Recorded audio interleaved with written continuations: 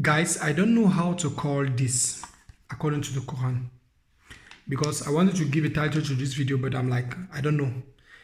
If a husband divorces his wife, marital advices. If a husband divorces his wife, he cannot after that remarry her until she has married another husband and he has divorced her. In that case, there is no blame on either of them. If they reunite, provided they feel that they can keep the limits ordained by Allah. So, if a husband divorces his wife, he cannot after that remarry her until after she has married another husband and he has divorced her. In that case, there is no blame on either of them if they reunite, provided they feel that they can keep the limits ordained by Allah. Guys, from which satanic temple did you find this Allah get this particular idea and put inside his Quran? First of all, I want to talk also about this verse. This other verse, this is actually Quran chapter 2 verse 230 that I was reading, and then Quran chapter 2 verse 221 was talking about that Muslims are not supposed to marry unbelieving women until they believe. A slave woman who believes is better than an unbelieving woman, even though she is alluring to you, nor marry your girls to unbelieving men. A slave man is better than. But the problem is, we saw in chapter 2 that it is Allah who says that as to those who reject faith, these are the unbelieving, it is the same to them whether you warn them or do not warn them, they will not believe. They will not believe. So if somebody has already rejected faith, whether you go and tired yourself, get tired, speak till tomorrow, the person will never believe, because Allah has already said they will not believe.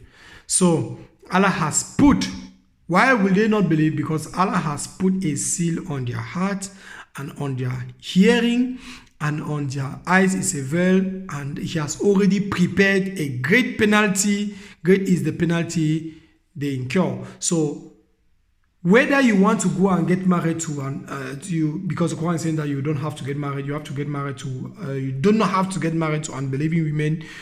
So it's useless to, and there are other passages, because that passage is actually found again here in chapter 2. We're going to come to it. It's talking about you are not even supposed Muslim. If a Muslim just dare to have a Christian as a friend, Allah has no protection for him. Allah is not going to talk to him anymore again, even though Allah does not speak to any Muslim. So, according to what Islam is saying, even Allah did not even speak to Muhammad himself directly. But Moses spoke with God directly. Abraham spoke with God directly. Jesus Christ was speaking to the Father directly.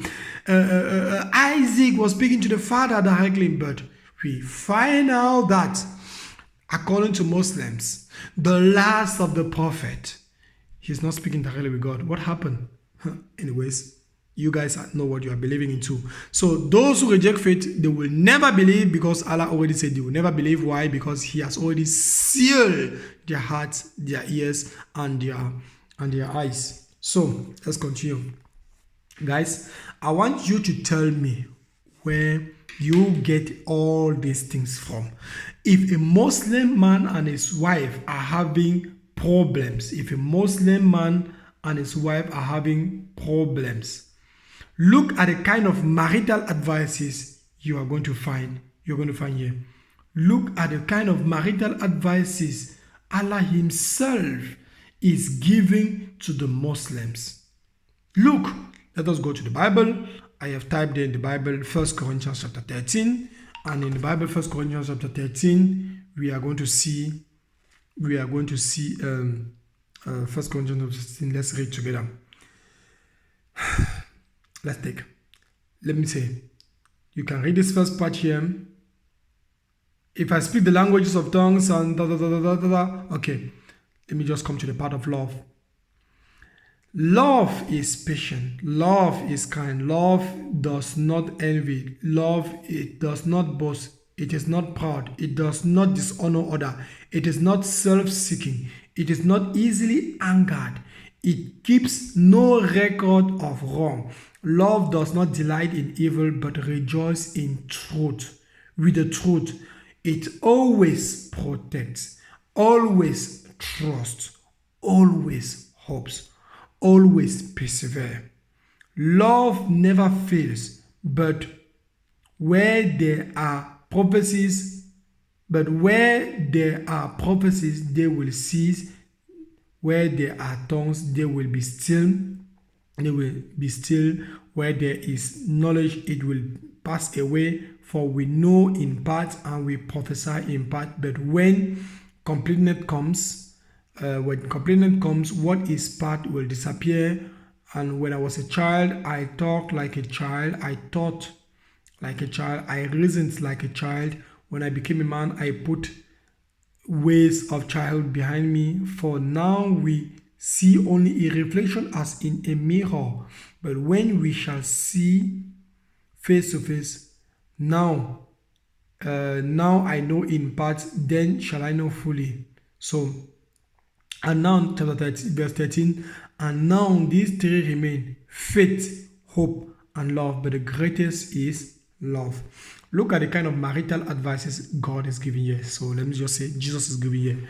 Jesus is saying that if you are in a marital scenario with your wife and your husband, and first of all, there is no divorce in the Bible. There is absolutely no divorce in the Bible.